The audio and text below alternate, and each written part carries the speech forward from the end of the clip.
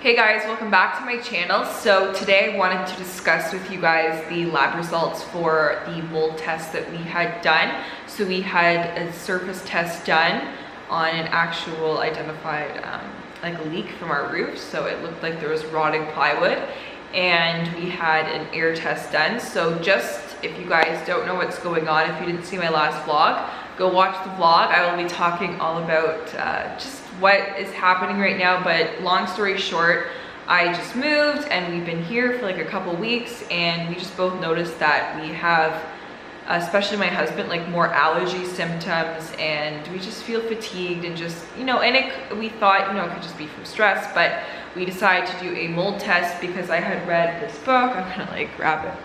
It's right here. I had finished reading this book, Is Your House Making You Sick? So this was by a woman who named Andrea Fabry, and her book will be linked in the description for you guys to check out. But incredible book, very informative, and just really simple but to the point, which I really appreciated. She had gone through a whole disaster herself for 8 years maybe, where her whole family, she has 9 kids, and her husband got really sick, especially her kids. Mold really affects the health, so that's why this is so important. So anyways, I'm gonna hop into the lab results.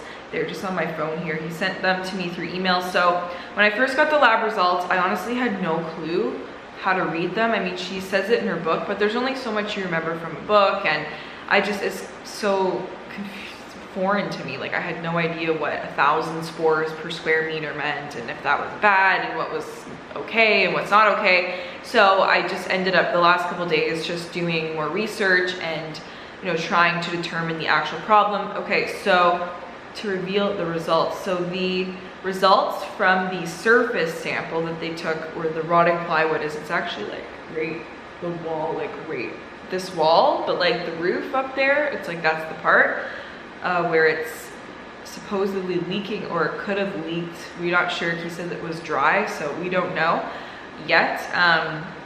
But based on what we saw, so it was rotting wood, so it did come up as like fungal, and then they identified it as there's some scattered spores from Penicillium and Aspergillus, Gillis, and Eulocladium.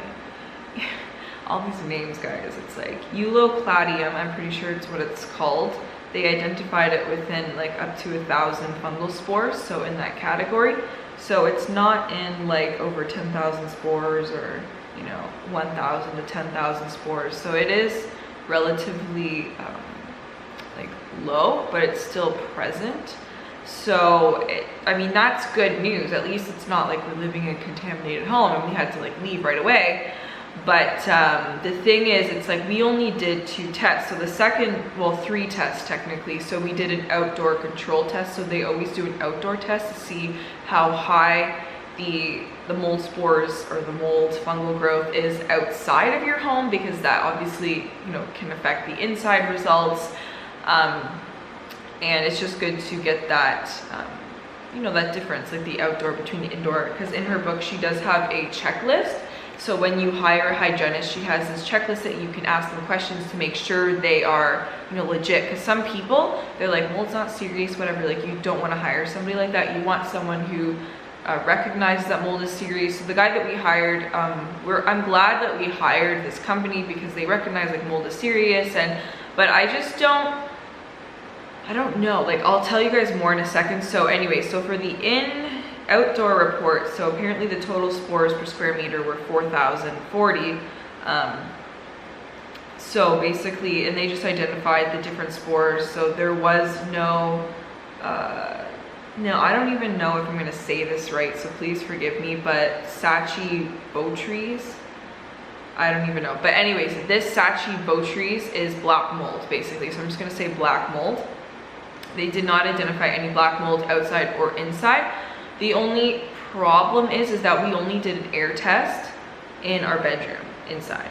So that is basically like closed off from the whole house. We just wanted to see what it was in there, because especially when we were sleeping, we noticed like allergy symptoms.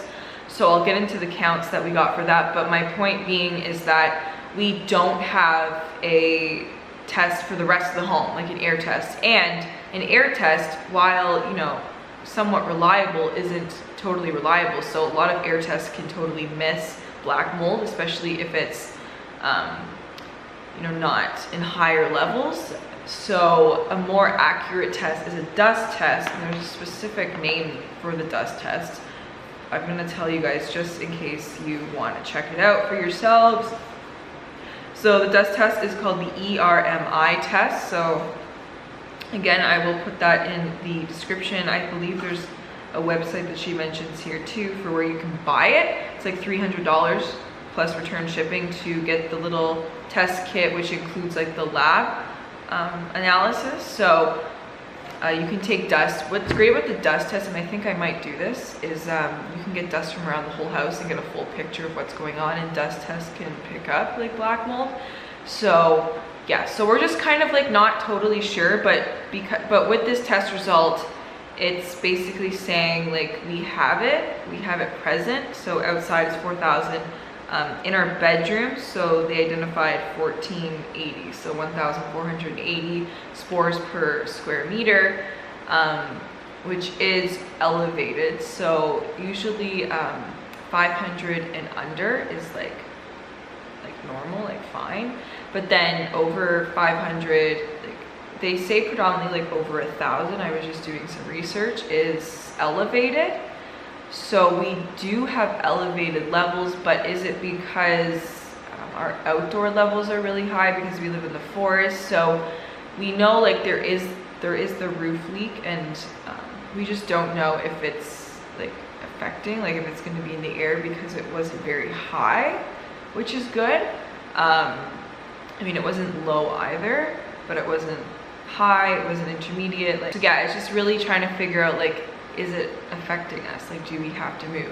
So we're trying to decide. I mean, we were thinking like, just because there's the leak, you know, and there is that history, you know, the only thing is we don't know if it's still leaking because it was dry and there wasn't really any signs, but you know, there has to be more inspection and whatnot and whatever. So there's still things to be done. Yeah, we just have to figure out, is it safe? And you know, we could take the results that we have, but for me, like, I just want to get a better picture, because that was a picture of our room, and you know, we identified that, you know, the mold wasn't black mold, at least that from that leak, which we don't like, it was dry. I don't know if it's still leaking. So we still have to look into a lot of things, and I think that the next best thing would be to do a dust test. But yeah, if you guys have have gone through anything similar, or if you have any advice that you can give me, please comment down. I read all your comments and would really appreciate any advice that you have if you've gone through something like this, or if you know more about yeah, just the counts that I gave you.